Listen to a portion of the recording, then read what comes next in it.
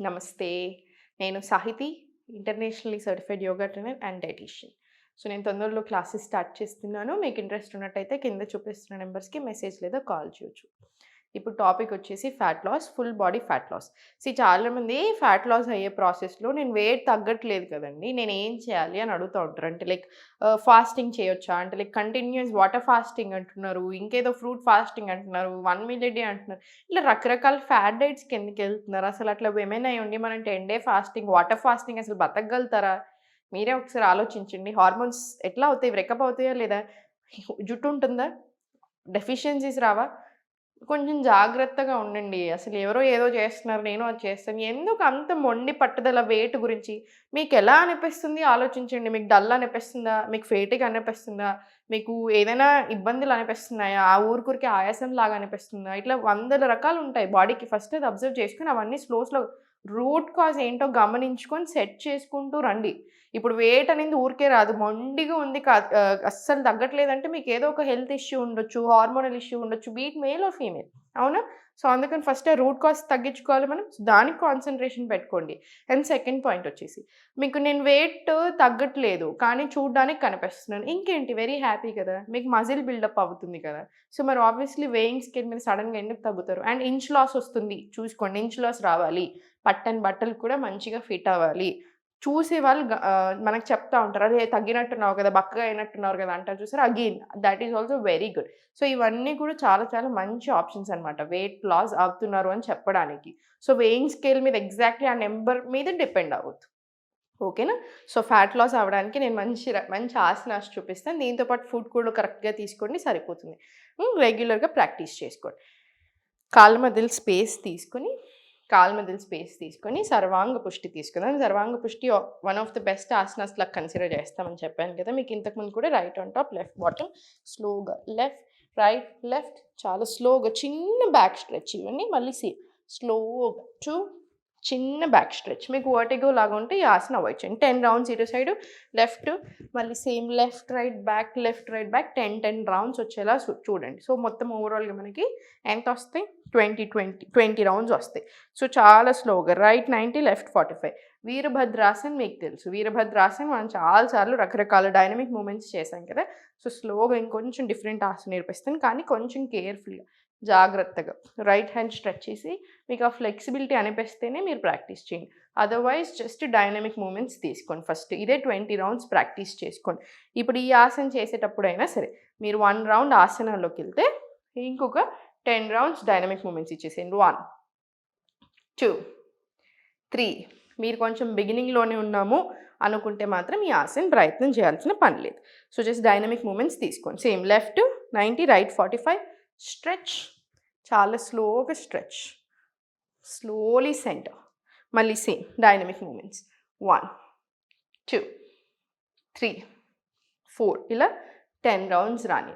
స్లోగా సెంటర్ తీసుకొని, స్లోగా ఆపోజిట్ సైడ్ ఫీట్ ప్లేస్‌మెంట్ తీసుకొని చాలా జాగ్రత్తగా స్లోగా ఇన్‌హేల్, ఎక్స్‌హేల్ సెంటర్. మళ్ళీ inhale down, exhale up Devyasan. Inhale down open, exhale close.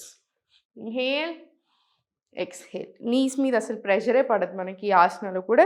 ఇది కూడా ఒక 5-10 రౌండ్స్ రానియండి. నీ పెయిన్స్ లేకపోతే మీరు ఇంకా హ్యాపీ ప్రాక్టీస్ చేసుకోవచ్చు. నీ పెయిన్స్ ఉంటే ఇవన్నీ ప్రాక్టీస్ చేయరాదు.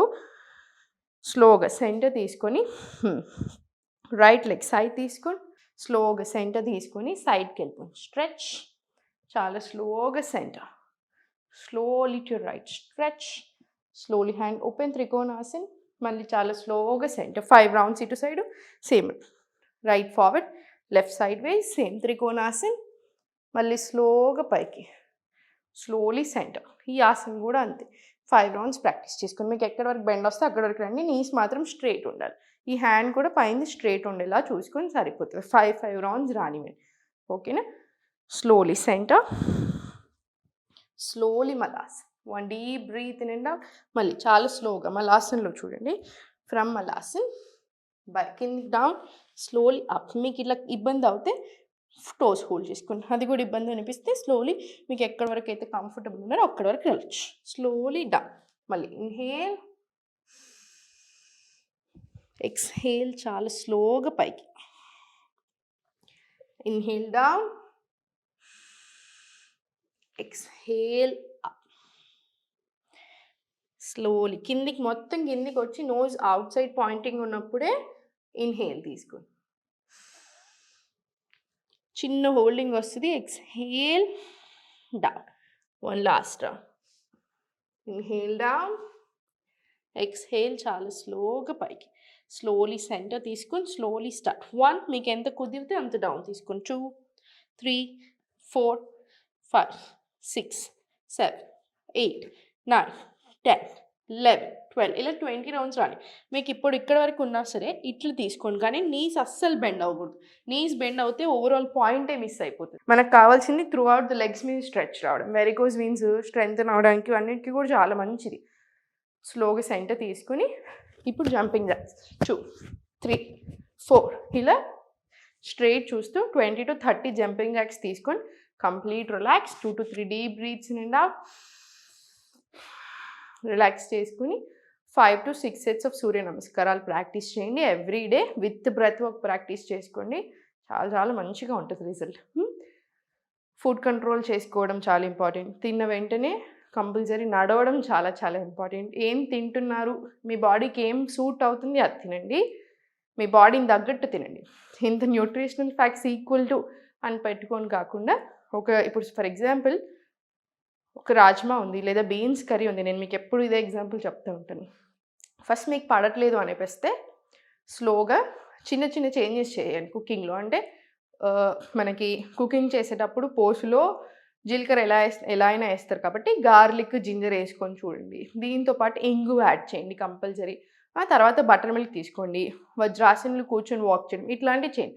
మీకు అయినా కూడా అస్సలు పడట్లేదు, తిన్న ప్రతిసారి చాలా బ్లోట్ వస్తుంది, ఇట్లా ఏ ఫుడ్ ఐటమ్ అయినా సరే అది అవాయిడ్ చేయండి. ఏది పడుతున్నాయి గమనించుకోండి. ఏం తింటే మీకు మంచిగా యాక్టివ్ అనిపిస్తుంది గమనించుకోండి. సో మీ బాడీకి ఏది సూట్ అవుతుందో అది తినేలాగా చూసుకోండి. సో చూసారు కదా, మీ అందరూ కూడా మీ ఫెస్టివల్ని దివాళీని ఎంజాయ్ చేశారు అనుకుంటున్నాను. Hope you all had a wonderful Diwali. ఓం నమః శివాయ.